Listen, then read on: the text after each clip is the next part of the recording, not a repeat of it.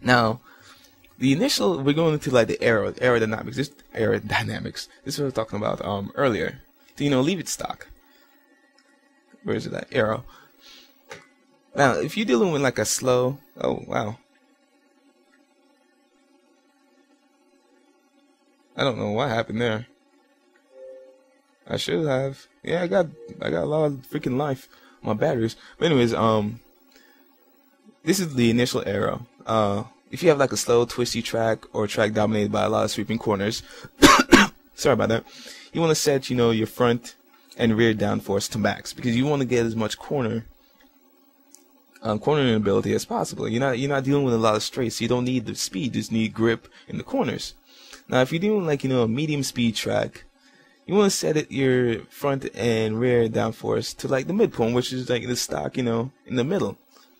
Now, if you're dealing with a track that's completely dominated by long straights and everything like that, you probably want to decrease your front and rear pretty much minimum or all the way to the bottom. Like Le Mans. I've ran Le Mans before. I ran that thing with like practically my downforce all the way to the bottom because I don't need you're pretty much going flat out on that track.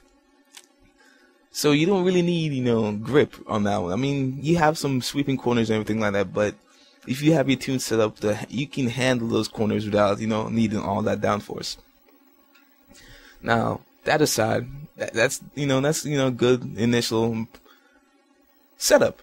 I'm not gonna run through all this. I'm just gonna do step by step and, you know, pull up these diagrams and everything like that because to watch me do a tune, it's intense. This is like weeks of, you know, or hours of just like constantly tinkering and just, yeah, it's nuts. Okay, so now when it comes to your initial gearbox, you want to pretty much, you want to find the straight. You want to find the longest straight. Like this is probably the longest straight on this track, or maybe that back straight where you can, you know, figure out where, you know, you get to the highest speed on the track because you're not going to max out your speed. I'm not going to do 187. Or I may, I don't know yet, miles per hour on this track. So pretty much, you know, you find that long straight where you can see if you can get, you know, the max speed out of your car. Now I'm going to do a quick, you know, rundown here. I'm not, you know, getting the full speed obviously, but this is pretty much an example. Still losing grip back there, which, you know, I will be able to adjust later on. So I'm doing about 145 right now, and I'm braking, and I'm locking up. So, you know, obviously I gotta go back and readjust my braking pressure and all that stuff. But I didn't even catch what my speed was, but it's probably like about around 160. I could be wrong. Let's run it again real quick. Going back the opposite way, obviously.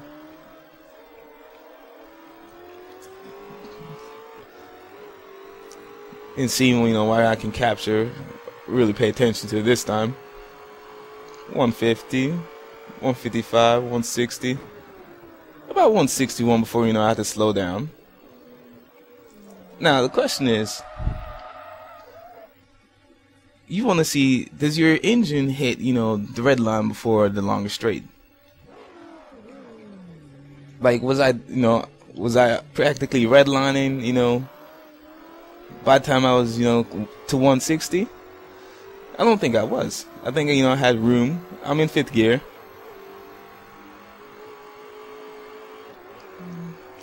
Yeah, I got some breathing room. Oh, I got some breathing room, obviously.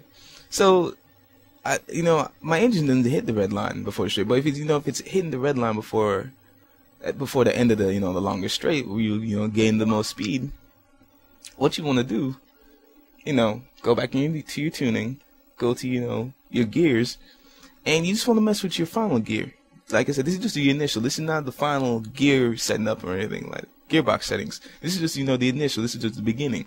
You want to lower your final drive ratio, like, you know, move the side to the left because, yeah, Well, that was disgusting.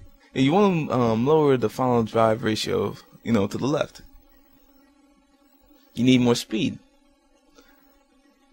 Oh, I'm sorry. That's if stupid. That's if your engine hits the red line before the longer straight. You need more speed, obviously, so you don't hit the red line. But obviously, I'm not hitting the red line.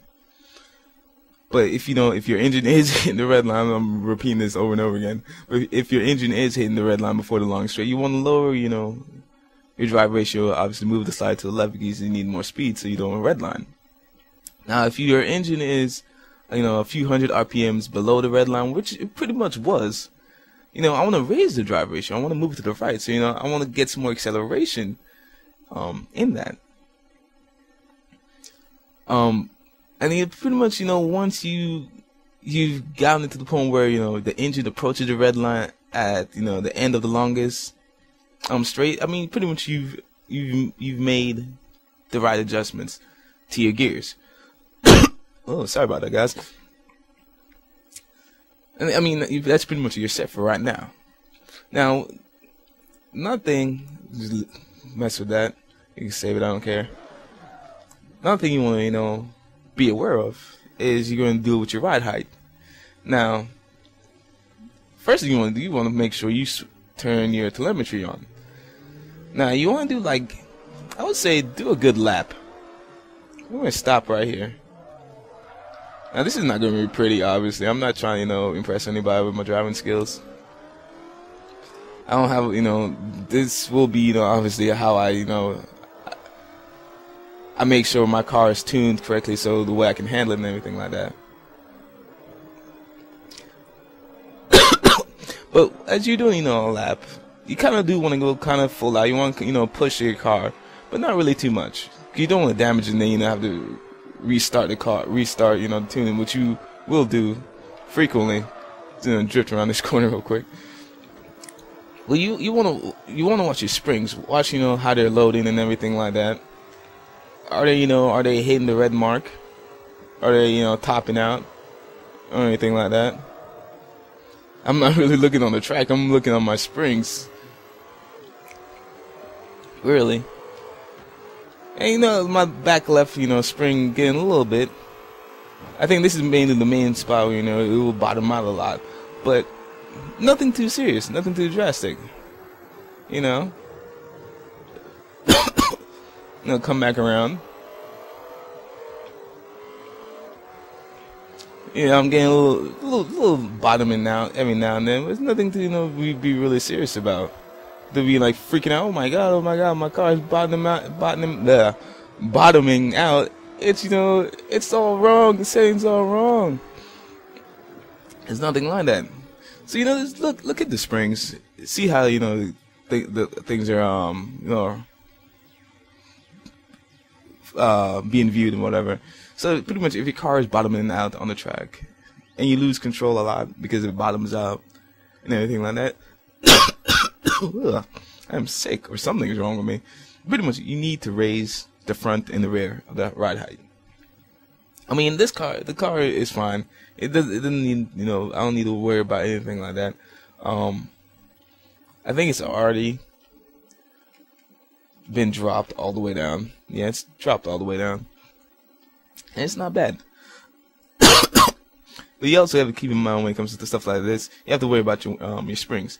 But that's later on. But if the car does not, bottom out and the suspension level is not maxed out or anything like that, you want to lower the front and the rear ride height. And pretty much once the car is the car rarely ever bottoms out, which it pretty much was doing. It rarely ever bottomed out. Or, runs the suspension of, of full travel or whatever. You're set. You got the right, settings for your ride height. Oh God, sorry guys, I really do apologize. I don't know what is going on. I need to drink something. Delicious.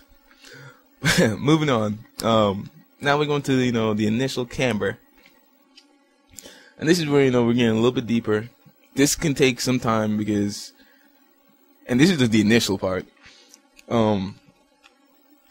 But obviously, you see my camera is both 0.9, negative 0.9, sorry. And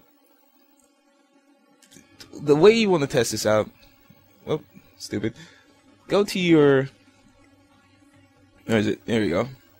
Your heat. And you just want, well, downgrade it, downshift real quick.